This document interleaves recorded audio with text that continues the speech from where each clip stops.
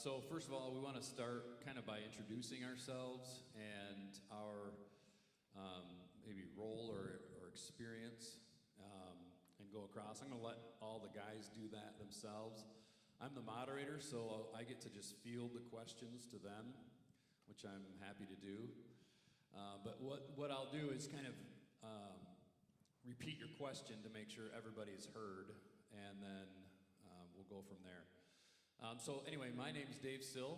I am on the council, but also I'm an executive pastor at Shelby Road Baptist Church. I served under Bob McNeil for about 20 years until I transitioned into this role, kind of based on how God's put me together, and also just working under McNeil as a mentor in my life, a leader in my life. So then, when I moved into this role, we did a transition of lead pastor from McNeil to Steve Lister, who spoke this morning, and just kind of worked through all of that. It was a new position at the church, the executive pastor role, and so that was in 2019, and here we are. So I feel like I've been learning difficultly over the years. But anyway, I'm excited to hear what these guys have to offer the conversation today. So, my name is Tim Denny. I've been practicing law for about 34 years now. I'm a general practice attorney, but I have somewhat of a niche focus on the laws concerning religious freedom and assisting religious organizations to fulfill their missions. I've done some writing. I have a book called Religious Freedom 101, which you're welcome to have a copy of. I've written on the child abuse reporting laws, and I've outlined, like, you're welcome to have one of those, but have tried to make sure that the attorneys in my practice make their services available to Christian organizations, and we do that without charge.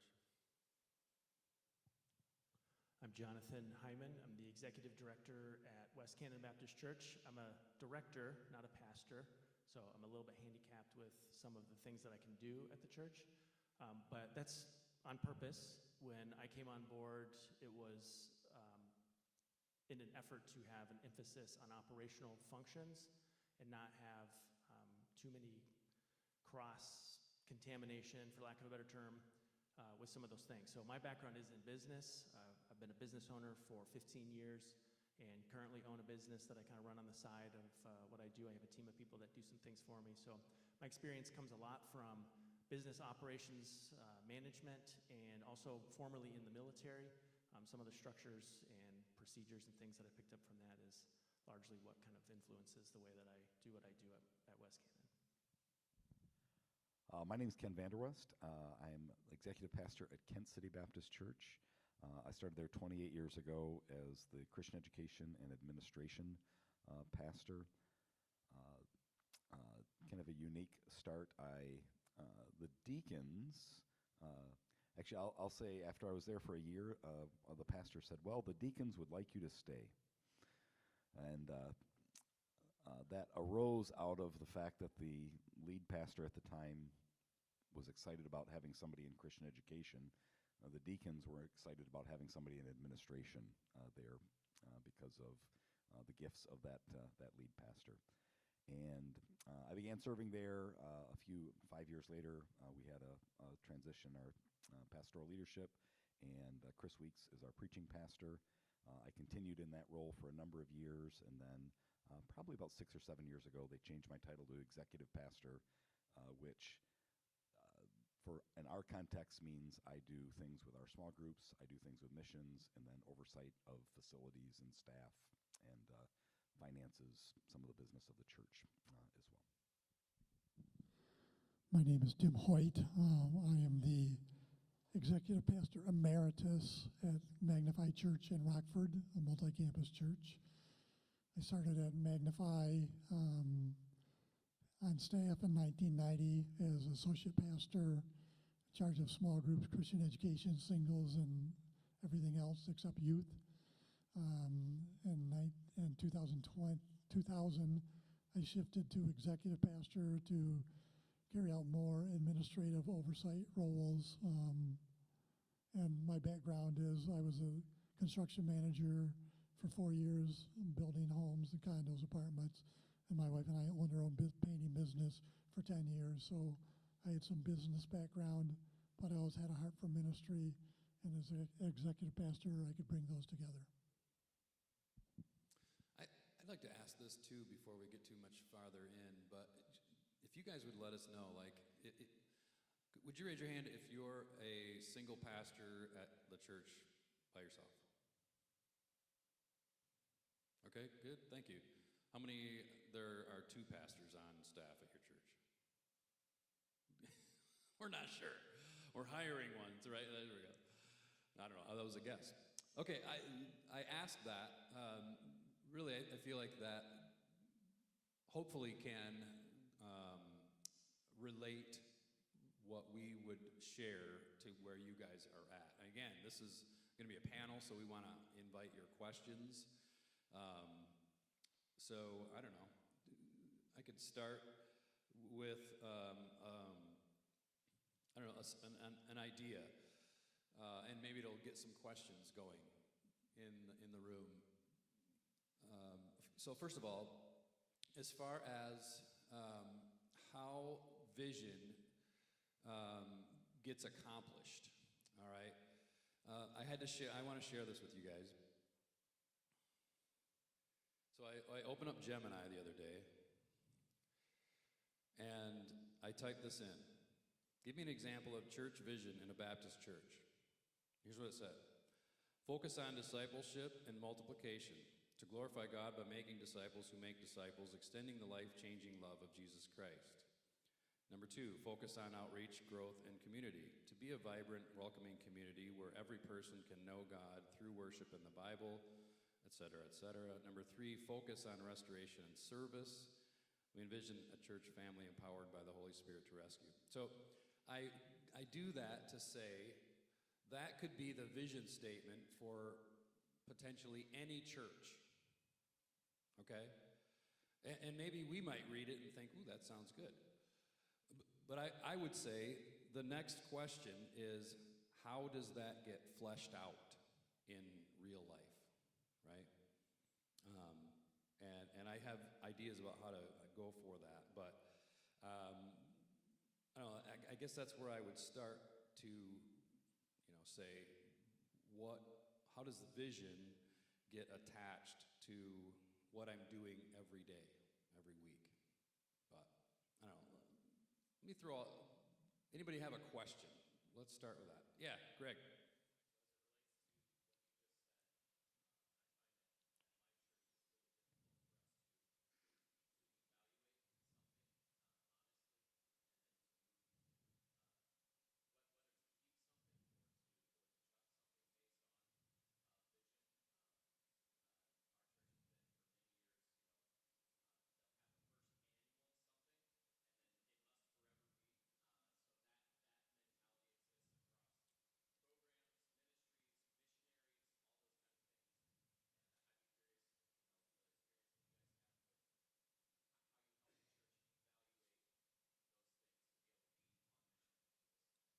Okay. Who wants to grab that? Yeah, go ahead. Stab at it. Yeah, I think that's probably every church. We are gifted. We have gifts as believers that God's given to us. And I guess the way that I've heard this put from conversations that we've had at our church is, if we have the gifts to do it, why would we not do it? And it seems fine to some extent if you have kind of grouped gifts and things that we can do that we can all get on the same page with and go in the same direction with it. But the challenge is you run out of resources and you spread your staff too thin, you spread your volunteer base too thin, and you burn people out. And it doesn't end up working, and you create chaos and confusion. So there has to be hard decisions. I think the bridge, if I can use that term here, I think that's well done, appropriate. well done. Just to throw that in there. The bridge from vision to execution this context, I think you have to have a clearly defined vision that everybody agrees with. And I think that's probably the vision statement for most of our churches if we were to take a step back. Evangelism and discipleship, missions, community outreach. That's the simple, we're somewhat going to have a similar vision. To take, maybe one step further and to say, how do we do discipleship? How do we do evangelism? And kind of establish what are the ministries that we're going to have that get us there, that we're gifted to do specifically. Do we have people that are gifted in street evangelism or whatever the case is? Do we believe in that ministry? And then what are the ministries that distract us from getting there? You can have 10 of the same thing. That becomes a distraction. You can choose the one or two that, half of your church goes to and let your church tell you what they, believe in. Kind of use that as a guide a little bit. And sometimes, as leadership, we have to make a decision kind of without the input of our congregation. But, you have 5 ministries that are pretty core to the church, and the rest of them either get reduced to some extent or eliminated. And I wouldn't say, staff can't handle it. You got to hand it to volunteers because you still have the problem of volunteer burnout. But from that point,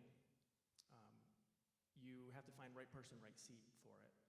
And if that's kind of where it gets tough. I mean, first of all, getting rid of the ministries is going to be a little bit tough if you have to do that. But then when you say, we've got somebody in the seat, but it's not the right person, that's a really tough conversation too. I mean, but you have to do it. And that's my seat at our church to some extent, is to analyze that. But you have to have buy-in from, the elder council, if that's how your church operates. And from right person, right seat, because you have to have the right seats, but you have to have the right person in the right seat as well. Then you have to put together the annual plan, how you're going to get there. I mean, 10-year plan's ideal. Maybe a 3-year plan would be good, because a 10-year can be a little overwhelming. 3-year plan, maybe a 1-year from that to really scale it back. Then you look at your quarterly objectives to get you to your 1-year plan, and you just revisit that every year, and you move forward with that. I think it's pretty much the playbook for it. That's based on EOS, the Entrepreneurial Operating System, or if you've heard of the Unstuck group, as I've learned of recently, is kind of the way that churches do something similar. Anybody else want to add to that? I feel like this could go in like 17 different directions as far as how do you keep things aligned with vision. I would just say in our church, we give, we can say, I would say Ephesians 4:12, our job is to equip people to do the works of the ministry. We tend to give a lot of freedom for people to pursue things. But when someone comes with an idea, if we think it is in general aligned with our vision, that's great. That's just step one. That's, I think, a lot of what you're saying. And just the seats is what made me think of this. One of the things we will often say is, well, for this to work and to have legs to continue, you do need to have that team around it. And your team has to have diverse gifts. And like what we express a little bit different language than Jonathan was doing is to say, you need a visionary, you need a planner and detailed person, you need a promoter to do this. And when you have that team together, let's talk about that long-range plan of how to implement it. And I will say that eliminates some ideas because people, rather than me have to be the one to say no, it's on them to say, yeah, you're going to do this with lay resources. But it's not just the technique to say no without saying no. Those things are essential. And so until those things are in place, that idea is not going to come to life unless it has folks. So that's just some of the language that we use in City. I might back way up, kind of before what these guys are mentioning is, if you're a single pastor or maybe the lead pastor of you and another guy or something, I think you have to start by asking yourself, what do you actually want? Okay? Just in thinking, perhaps you haven't even given much thought to that. What is it that you want? You talk about the right place and the right time. You are the right person in the place you're at right now. Okay? You're there. God has put you there. And so figure out as the pastor, as the leader of your church, what is it that you want? And you say, well, that sounds self-serving. Actually, I'll say it more spiritually. How's that? What is it that God has put in your heart that you want to see happen in your church? What is it? Because here's the thing, God is putting things. Is that grammatically correct? He's putting a thing, something in your heart that you want your church to be and look like and feel like and sound like and accomplish. And so you have that thing and figure out what that is. And then it's the steps of putting boots to the ground. You know, how do I push that thing forward? And it's no fun to say no, but I think you have to say no to all the good ideas so you can say yes to the thing that's the most important. And again, it might be a process of figuring out what is that important thing. Yeah, I've had an interesting journey the last 6 years as Pastor Steve has transitioned into the lead role at Shelby Road, because he has a clearly different vision for the church than what McNeil had. And part of the process of the last few years was he was figuring it out, okay? He's just figuring it out. What is my vision? Actually, he and I are having that discussion. What do you want, Steve, to happen at Shelby Road? And how do we make that happen, right? So it's almost like we have to go all the way back to that point of what do you want to see happen, and then move from that point. Perhaps it's a team, perhaps it's you on a team making it happen, but I don't know. I think we have to kind of start somewhere. Tim, do you have anything to add there? Yeah, I'd probably go all the way back to the beginning and think through whether you're a single pastor or a multi-pastor church. I think is important that you have a clear mission that you can state and repeat and repeat and repeat till it becomes mantra to your people. A vision, and that vision may be your overall big picture vision or maybe your annual vision. But I also think it's important that you have values that you define, that you want to see worked out in the life of a disciple. So you can talk about mission, vision, values, and we add culture. And if you have mission, vision, values, and culture that you repeat regularly before your people, then that becomes a limiting or extending opportunity for things that come up in ideas of people. So if you have a clear vision, values, and people say, hey, how about if how does that fit into our mission, vision, values? If it doesn't fit, then let's think about something different. Or we tried it and it seemed to draw people, but as we look at the results, were our people really built up in their character and their values? Did the values of, for us, it's worship and learn and relate and serve and give and reach. If those are touched, fine. If they're not touched in a significant way, maybe we got to find something different to do. So I go back to the beginning, and then since I mentioned it, I'll add our culture. It's important, I think, for you to think about what you want to see as the culture of your church. This may be part of vision, but one of the key things that we added to our cultural statement a number of years ago was we major on majors, minor on minors.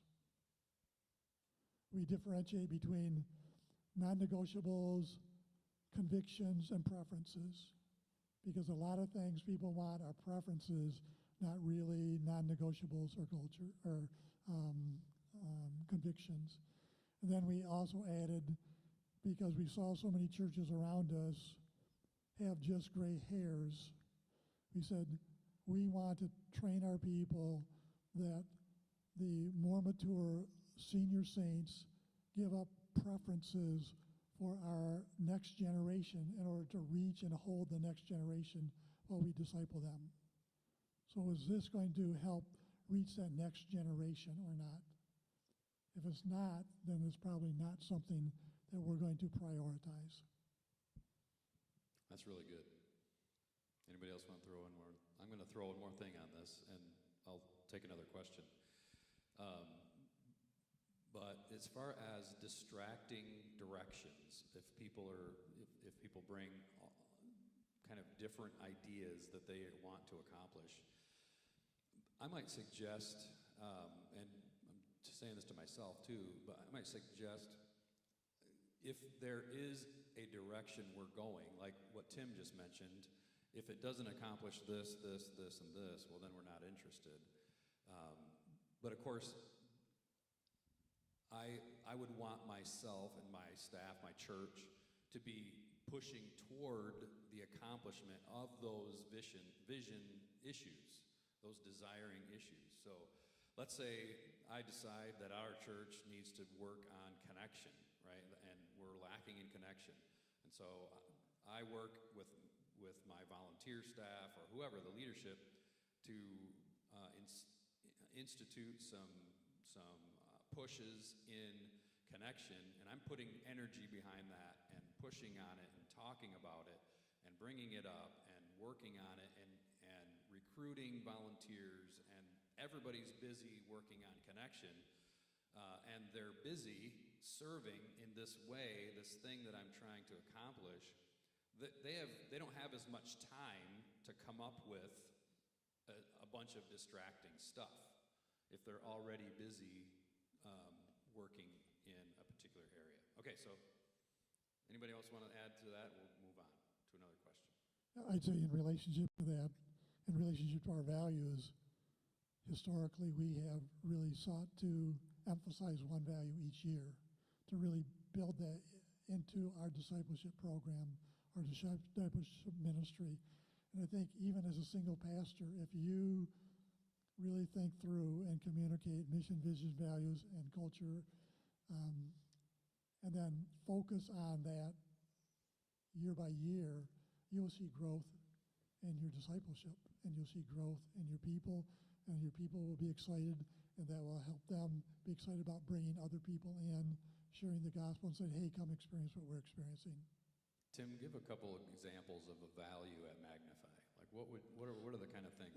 Again, they're worship, that enjoy God. They are learning, that is learning both the Word of God and learning that other people matter. They are serving. It's not me first, it's others first. So we emphasize those kinds of things, and that becomes a regular point of discussion at every level. And our church is really built by thinking about once somebody hits junior high, they're going to be serving children. Senior highs are going to be serving junior hires. College-age students are going to be serving senior high. And adults are going to be overseeing a bit of everything. But the serving mentality we build in is very young. Cool. Thank you. Yes, Scott.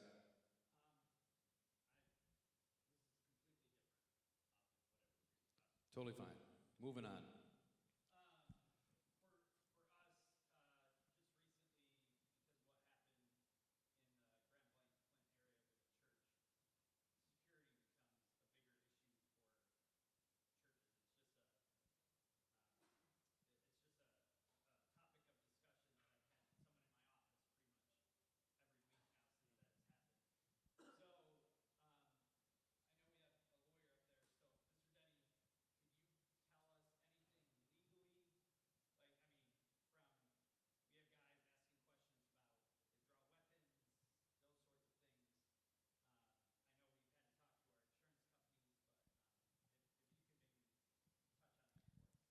I actually have one of the other attorneys in my office that goes and actually helps teach the security team on those issues. And those are really complicated issues, as you imagine any kind of security force when you talk about using force. One of the things I encourage the security teams is the sheriffs have really mobilized themselves really well in reaching out to the churches in the community. They came and did a security team exercise active shooter exercise at our church. And our security team did extremely well. You know, those are really pragmatic things. You should have a good screening process for who gets in the door to be that. You should figure out, you know, you're going to have to limit how many weapons there are in there. You don't want to turn it into, my wife's Polish, you have to understand. You want to have a Polish firing squad. So, you know, you have to use some wisdom in these things, and it is good to have somebody come in and talk to them about when's it appropriate to use your weapon, when is it not.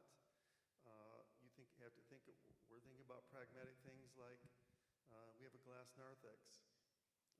We don't like drive-in church, which is what happened in Grand Blanc. And so you have to think about, are there some pragmatic things, exercises that you can take that will harden your church? You got to balance those with other things. I mean, you could spend $100,000 on concrete inside of metal pipes, and is it worth it to the detriment of other ministries in your church? But you have to walk through that. So I will say this: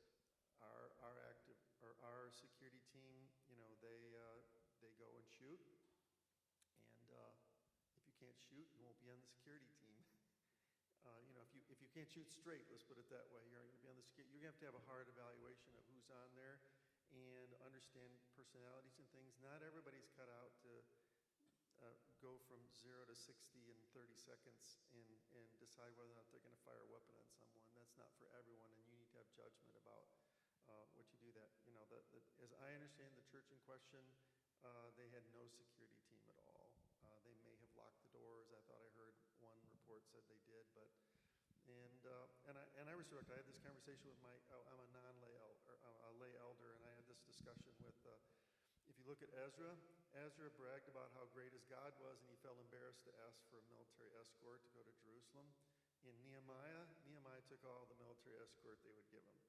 So I don't think there's necessarily a right or wrong answer on that, but you're going to have to balance that tension. You guys want to speak into that at all?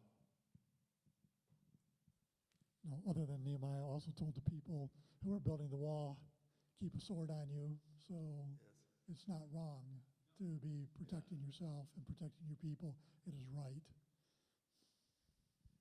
We sent our team, the state police in Lansing, I think, do an annual seminar and have pretty extensive materials. That was really helpful to our church as we were starting it. I believe that is ongoing because we've gone a couple of times.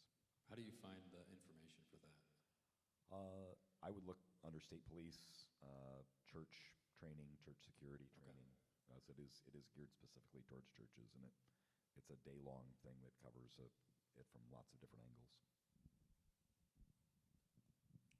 I'll just add a comment in there too. There's that kind of training is invaluable. We had an active shooter training, and it is eye-opening for some people that are running through the building shooting at what they're shooting at.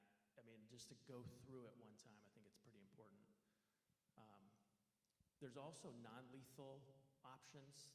You know, we've been going through this a little bit with our church as well. But to think you've got, you know, maybe 10 people that could be on the safety team, maybe 2 at any given Sunday, are those 2 people going to be carrying? And maybe there's a pretty thorough evaluation process to get them in there, but that person might shoot somebody and take a life, and then they live with that for the rest of their life. What are we asking our security team to do? That's exactly what we're asking them potentially to do. There's some potential non-lethal things that you can incapacitate somebody without taking a life, and also the potential church member that got in the way, you know, isn't mortally wounded or something like that as well too. So Burma, I think, is the one that we've been talking about a little bit. It's like a CS gas bullet that is pretty painful, and then the CS gas kind of incapacitates somebody. But some of those things might be options as well. A lot of people that conceal carry don't want to have anything to do with the non-lethal type things.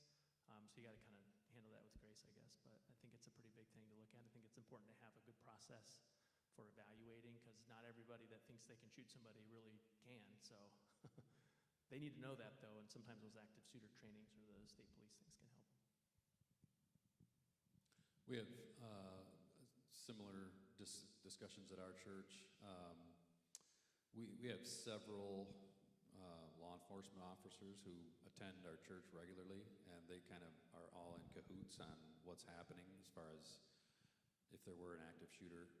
And then we also have, in addition, our own security team, I guess you would say, and they're all unarmed, okay? And there has been discussion about potentially arming the security team, or at least some of the people who are on the security team.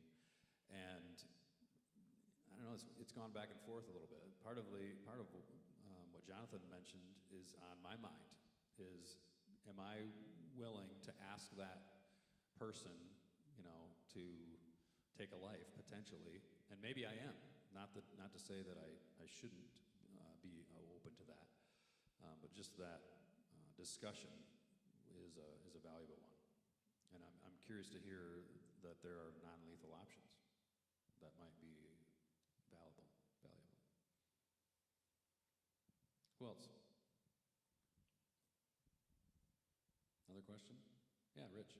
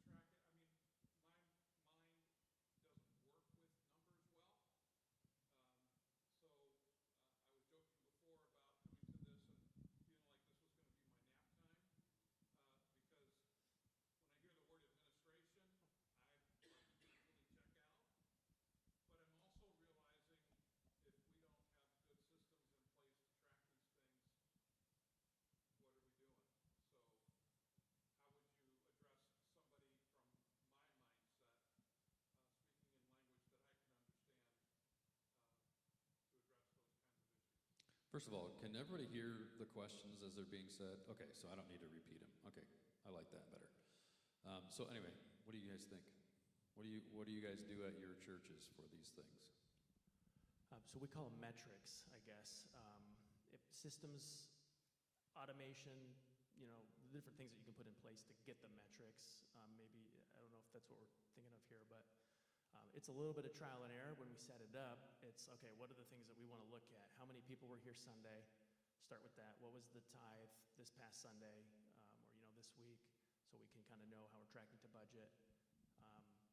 New attenders, if we can identify them, new members, people that dropped off our membership, a couple different things. I think we have like 15 things that we look at every week now, and just gives you kind of an idea. And we've worked it to be what it is over the course of 2 years. I think we started doing it 2 years ago.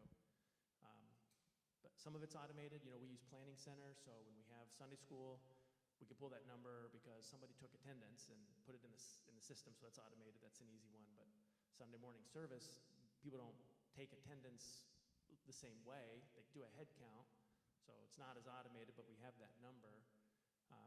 But that's super helpful. So we're looking at a construction project, and so we're like, well, okay, how many people can we fit in our sanctuary, and how many people are there? And we look back at the last 2 years, and what is the trend? This feels like we're really heavy right now. Like, well, we can see that every fall we have a lot more people because of vacations and school and whatever that happens in the summer. It paints a little bit of a picture. So we're like, all right, well, we're a little heavier than we were 2 months ago, but compared to last year, we're only about 10 people on average more. So we're growing, but it helps you kind of give you a little bit more than just a gut check there. And then you can look at your giving. We look at the giving, and it's in the red, it's in the red, it's in the red 4 or 5 weeks in a row. Why is that? Oh, it's the same thing that happened last year at this time. You kind of helps you with that panic moment a little bit. There's a reason for that happens when there's less people there, wherever the case is. So I don't know if that's kind of in the direction that you're thinking with that, or you think like, how do you get the information?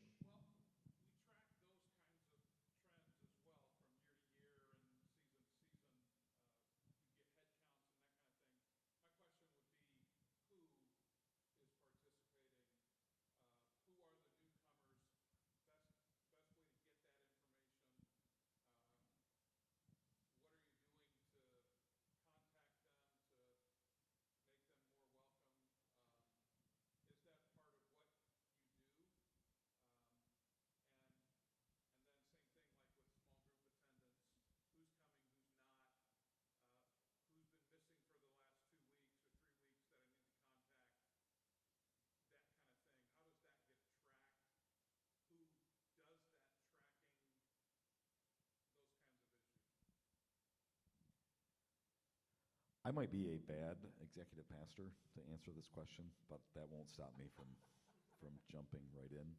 Uh, I, Actually, I'll preface it by saying our church, some of the things that people say is, man, we like coming to your church because it's big enough that you can be somewhat anonymous, but if you want to get involved, you can get involved. And I think that is a respectful way to treat people, and I think the managing attendance at that level, I think is not just difficult, and it is difficult, but it's also somewhat problematic because it's not we're not the army. And so how that works at our church is we rely on people to take steps. We have different on-ramps to getting involved in church, and when somebody takes a step onto that on-ramp, then sometimes we have procedures of things that they do. So, I'll just take one of the examples of when somebody is new. When people are new at our church, they can come and they can get a welcome packet from us. If they fill out a card of some kind, then we have a workflow that is set up in our in planning center that says, actually our secretary does an initial call. If there's a particular ministry that they're involved in, then there's a follow-up a few weeks after that by a pastor, and there's a planning center does some great things as far as automating that and notifying how who's the next person up and what has been done. That can be very helpful. But really we rely on people to take that step. So when somebody's new, maybe they do that, maybe they don't. A couple of times a year we do something called a newcomer's lunch, where we just invite people to have a meal. We'll have several members of our pastoral staff and leadership there. If somebody does that, hey, they've taken the next step, or they've taken this step, okay, where do we take them from there? For us at that, we would invite them to join a small group.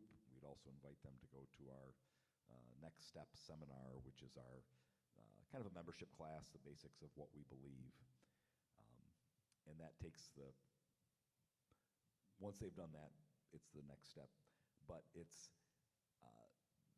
I guess my initial response was, man, I don't want to begin to figure out if somebody's missed 2 small group meetings in a row. Those things are relational. I wonder if they're not systems. Yeah, would that be like a small group issue, where the leader's like, hey, I haven't seen you. So most of those things, I would just, we try to be that small church where it'd say, yeah, somebody is going to notice, but we would explicitly tell people, you need to get involved in serving in a ministry or in a small group because, with several hundred people in our sanctuary, yeah, we can't tell whether you're there every week. But if you're in a small group, those folks are going to notice, and it's an interpersonal issue. It's not, man, we've got the system in place because they didn't sign. Like, how many churches used to pass a little folder down the aisle and have everybody sign in? Does anyone? Oh, I guess that was just our weed.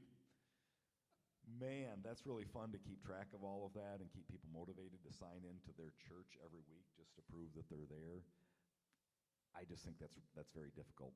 You're trying to set up relational networks where a lot of that happens.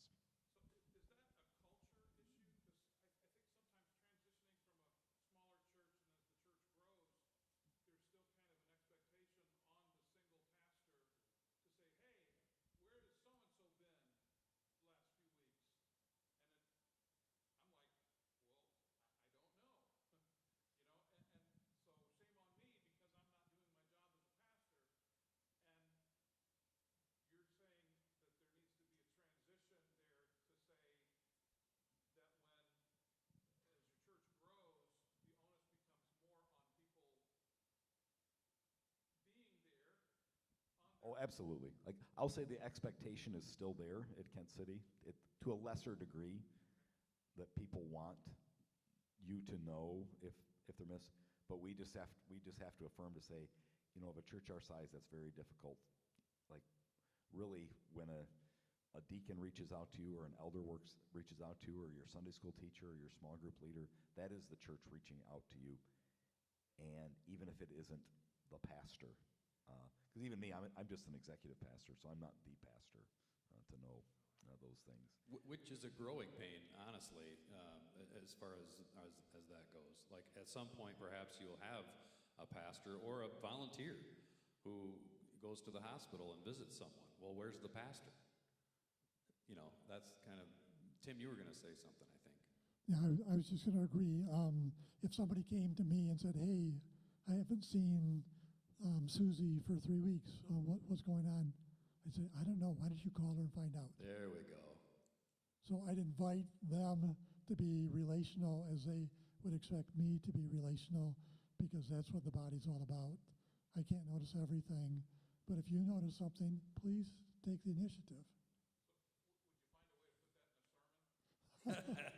That's for the lead pastors to Yeah, do. that's the right? lead pastors, yeah. I want to piggyback on what Ken said, though, is for those people who are maybe fringy, I think we do need on-ramps. And I like that term, because that, again, it leaves it in their court, but it gives them the opportunity. And we talk about trying to take obstacles out of people's way to get connected, right? It's to make those on-ramps. How can, if I have any desire whatsoever to connect, I'm able to do it, you know? And it could just be, Rich, you stand up on Sunday morning and say, "Hey, I see there's new people here. I know there's always possible new people here. We'd love to have you get connected. Come and talk to me." You know, that could be an on-ramp, right? It doesn't have to be super complicated, but just ways for people to plug in. Yeah, so I would say it's a growing pain for sure, but it's a culture thing. But you create we have the opportunity to create our culture, as goes the lead pastor, so goes the leadership team, as goes the leadership team, so goes the church. So if we talk about it in a sermon, that'd be great, or in the welcome. You know, we might have this thought in our head. I don't want to necessarily address visitors generically every Sunday, because it's a little overwhelming. But what if you have a visitor there a different visitor there every Sunday? Would it be worth it to say, "Hey, if you're visiting here, here's what to do"? I mean, there's probably a balance there, but I think we kind of get in this, well, we all know everybody, and we would know if there's a new person here. Well, at some point, there's too many people, and we don't know the new person anymore. So some definite intentionality, I think, is necessary, and there's a fine line there, too, with people's privacy and some things like that. They don't want to necessarily be noticed. But if you have a friendly person that comes up and introduces themselves and talks to you, I don't think we're ever offended by that. So there's, I think, a lot of little things we can do to set the culture to, I think our congregations to some extent want to know what to do. Like, oh, we have visitors? I haven't noticed. Let me start noticing that. Yeah, good question. Yeah.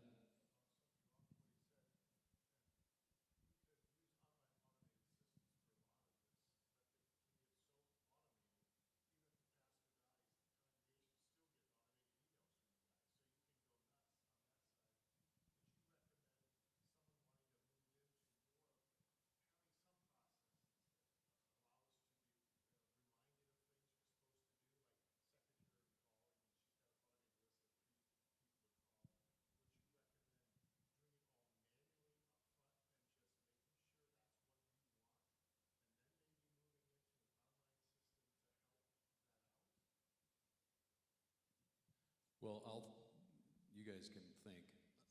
I think every contact with this potential attender is a face-to-face, or on the phone, or whatever it might be. I know that nothing in our system would send something automatically. It would always be the automated part for us, would be that I'm being reminded to do this or that. That's the automated part. And then in Planning Center, as far as a workflow is concerned, if once I complete that thing, whatever it might be, I click, complete, and it goes, to Ken, and Ken's job is to do thus and so. I don't know. You guys want to speak into that some more? No? I agree with Dave. Does that answer your question? Okay, thanks. Who else? Yes, sir.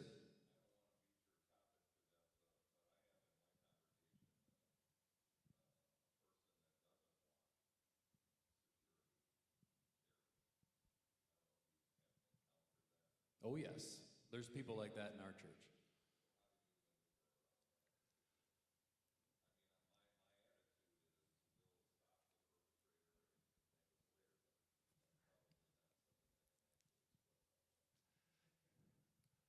will say this, one thing I always appreciate about our security team is their discretion. They are, except for the earpiece in the ear, they're virtually invisible. I don't want people to think when they walk into the congregation, into the meeting, oh, there's 5 security guys. I want them to be virtually invisible. And I think they do that really well in being discreet and not showy at all. And so like I say, I think that's an important part of the culture of a security team, to not be sort of in your face or obnoxiously obvious. I would just say something like, I wish we didn't have to either, but we read about it too much that we need to take what steps we can to keep our people safe. And at some point, a person's either going to accept it or not, but that's on them. Like there's a ton of things. I wish we didn't have to have a child safety seminar. I wish we didn't have to have policies in place I wish none of that was true, but that's not the world we live in. And so we have to take care of our people the best we can. Yeah, leadership is dealing with people who disagree with you. Right. That's the name of the game. I'll say in our church right now, our policy is zero weapons at all, unless you're a law enforcement officer. Okay, so no one's allowed. They're actually disallowed to carry in the building whatsoever. I mean, I have my concealed carry license, and I can't carry in the building. So that's kind of the position of our church right now. But again, it's where are you heading? What are you trying to accomplish? Honestly, what's the leadership opinion? And then hold your position. As leadership in the church, decide what you're going to do and do it unapologetically. Yeah.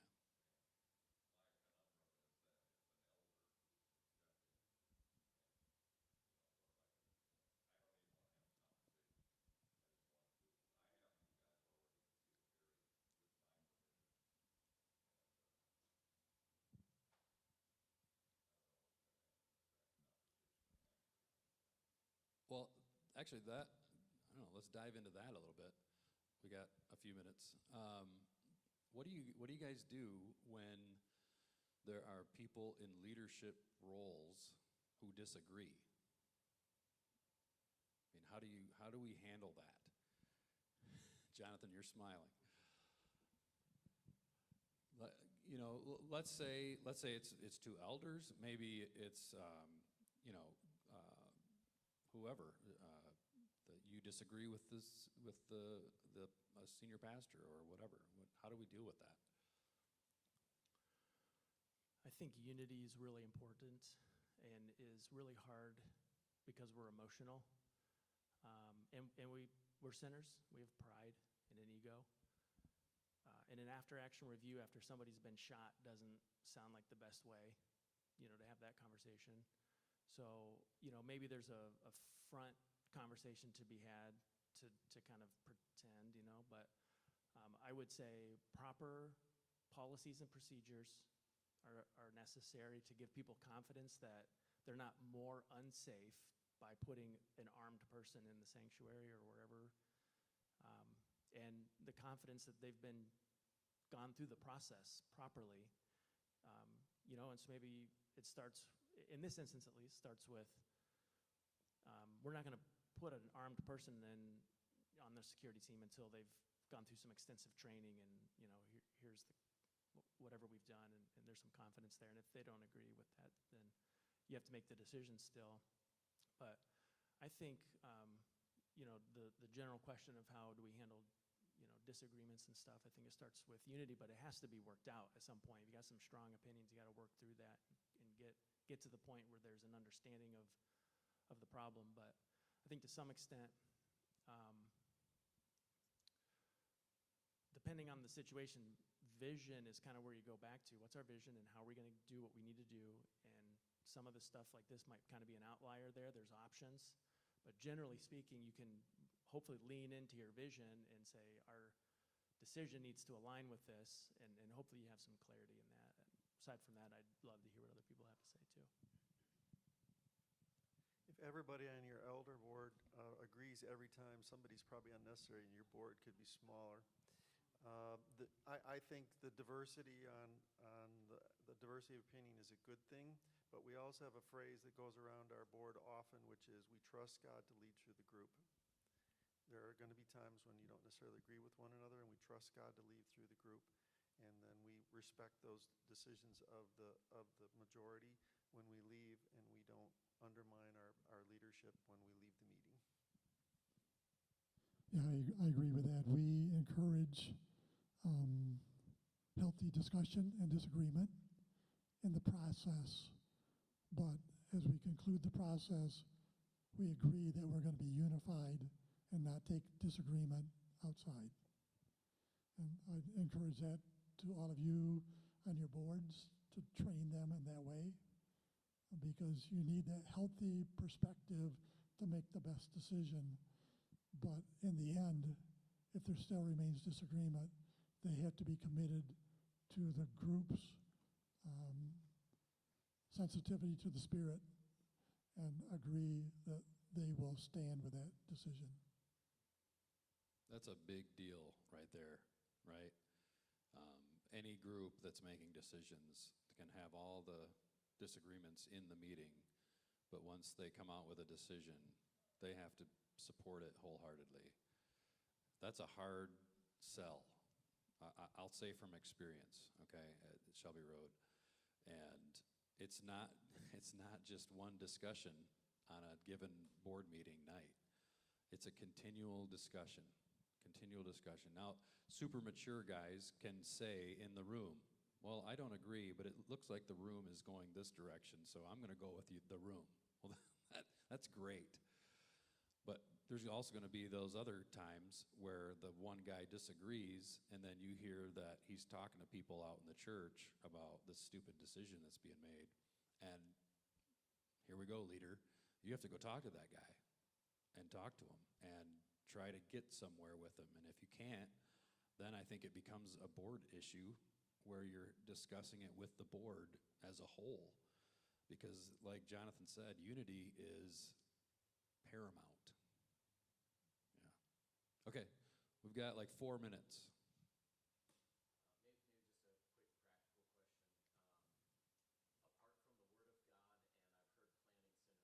and I've heard Planning Center be used as a resource, what are the resources or tools in the toolbox that you find to be most helpful to you in the ministry that you're doing? I recently did a 5-week Sunday school series on Religious Freedom 101, where I explain essentially the laws that protect our ability to live our faith and to spread our faith. I have a video series. If you sign up here up front, I'm happy to send it to you. My book covers much of the same thing. It's not about training you to be lawyers. We have enough of those. It's about training you that we have a treasure chest of religious freedom in this country, and much of it is unused. I'll give you 2 very small examples. In the public schools, did you know that the public school will hand out a flyer advertising an evangelistic event at your church? And if they hand them out for other secular community groups, they have to hand them out for you. In my experience, the number of people coming to events that are advertised doubles when the school does that, and they don't have any choice. The law is very clear. The second thing is release time classes from public school. Did you know that you can have kids released from the public school during the school day to come to your church, teach them whatever you want, and take them back? And it's been approved by the U.S. Supreme Court, the Michigan Supreme Court, and the Michigan legislature has a specific law authorizing it. Last year, in our last class, we had 100 public school students in our building during the school day, during a public school year. These are the kind of things that many pastors and churches aren't even aware of, unused treasures that we need to take advantage of. This is an opportunity to learn about it.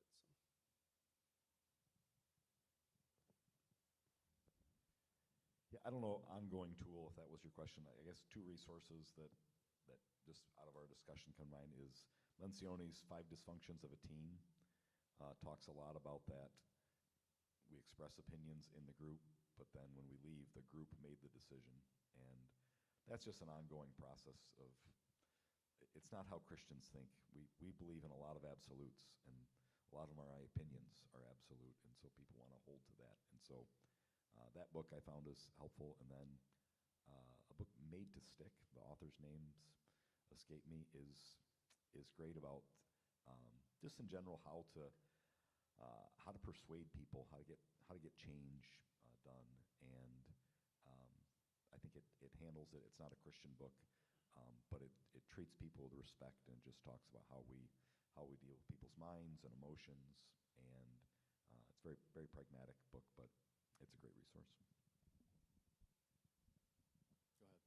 I would say one resource that I've leaned into pretty heavily is EOS. It's the Entrepreneurial Operating System. They have probably 12 PDFs.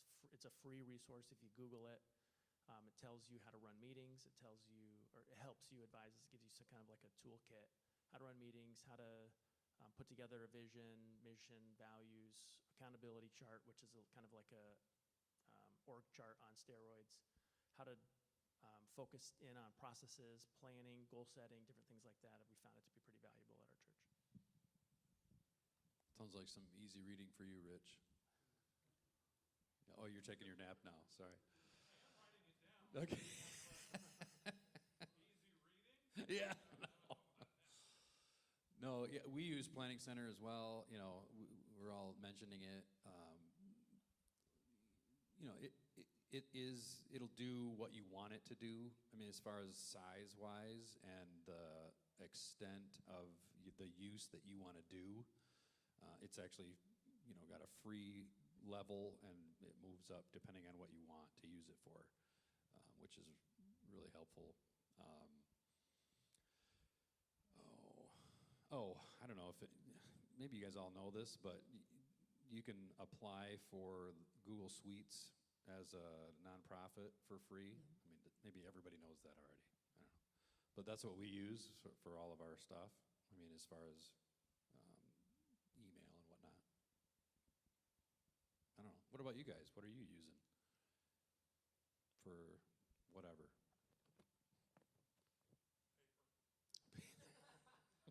And pencil. When I did my internship, the senior McNeil, it was a rule I had to use a pencil when I studied for teachings and stuff like that. I couldn't use a pen. He's old. Yeah. For the past, I don't know, 8, 9 years, we've used Church Track, another pretty standard Good database system. database, but it's built by pastors, for pastors. Okay. I found it very user-friendly. Good. I'll ask you guys, what are you guys using for Bible software? When I started, I had a PC Study Bible. I still do, actually. I have an old version of it, which I'm married to. But, you know, I know some guys are into Logos, but is that the dog now? Is everybody in Logos? Or accordance. Accordance. Oh, paper. We're back to paper No, again? accordance. Oh, that's a program. Yeah, Okay. accordance. Okay. And then Meridian has good resources.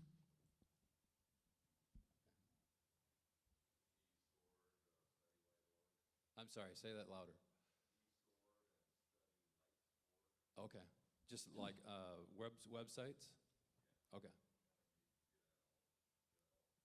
Okay. Nate, sorry, Tony? Can I ask another question? Yeah, yeah. Just so yeah, in a smaller church context, a lot of administration is done by my secretary and other volunteers. What kind of communication are you looking for from your leadership as far as your responsibility and role? I guess, how does communication work with your visionary, with your leader, the time that they spend with you? I'm just looking just for guidance as far as how much time should I be spending with those that are doing administration, even just relational things, building with them, and then just the communication of expectation and role. So what's your relationship with your visionary leader and how you communicate things? Well, I'll say this is going to be our last question because we're out of time, but if you guys want to jump into that. I have a weekly 90-minute meeting with our lead pastor, visionary. We call it a same-page meeting. I found that to be pretty critical. The weeks that we don't do that meeting, it's kind of chaotic. Um, then a weekly meeting that the pastors have together for 90 minutes, similar, work on issues and solutions to the issues, identifying them. And then a weekly staff meeting, which is a little less intense. So that's our meeting pulse, basically. I'll say for me, I'll speak to my experience as the second guy, and the way McNeil did it was complete immersion, right? So he was in my office for hours a day as a young youth pastor and then worship leader, blah, blah, blah, blah, blah. And I don't want to speak for him too much, but he was building into my life, right? And so in that, he was communicating vision for the church indirectly, which I didn't realize in the moment. But he was also speaking into my life, you know. How's your marriage, you know? I saw you're doing this project on your house. What's happening with that? You know, it's just total life immersion together. So that's asking a lot. You know, he spent tons and tons and tons of time with me. But as far as the vision communicator, I think it has to be communicated, right? So whatever that is, are you passing those values and excitement and energy off to the people who need to hear them? And it might be those one or two people in your office first, you know, and then it's your elder board, and then it's this, you know, the front of the church or whatever. That's where I'm at, I think. And two, working under a senior or a lead pastor who's right now kind of producing a vision for our church. That's what I need. I need him to kind of sell me on it. Whereas, in a sense, I'm an early adopter anyway. That's kind of my personality. But nonetheless, I want to be on board. You know, I want to be your right-hand man. I want to be your first, you know, applause. But I got to know where we're going, like that. All right.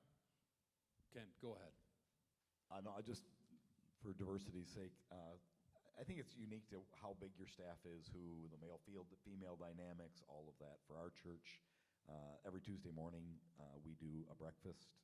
We cook together, we eat together, and then we meet like 8:30 to noon is our pastoral staff meeting. The second half of that, our secretary comes in, and either we're giving her stuff or sometimes she's giving us stuff to do. But and I would say as far as that has been tremendous as far as creating a healthy dynamic at our church, that we're relationally connected, because unlike Bob, like the rest of the week, I might not talk to our preaching pastor other than saying hello somewhere. And so spending that time very purposely is really helpful at keeping the relationship strong and understanding what's happening in the vision as well. Okay. Thank you for your questions. Thank you to you guys for being part of this. I tell you what, if you guys have other questions or want to get farther in, I would pull these guys aside and talk to them, right? They're a wealth of resources and knowledge. So anyway, thank you. Can I plug the peer group real quick? Plug it.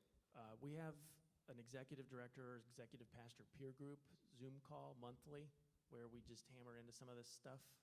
So if that's of interest to you, or you'd like just a sounding board for administrative stuff, jot your email down and reach out to me, or I guess I can reach out to you from that. And yeah, Jonathan kind of heads that thing up, and it's a good thing where we just talk about stuff like this, right? And somebody can bring questions, and we just kind of hammer it out. So cool. All right, thank you guys.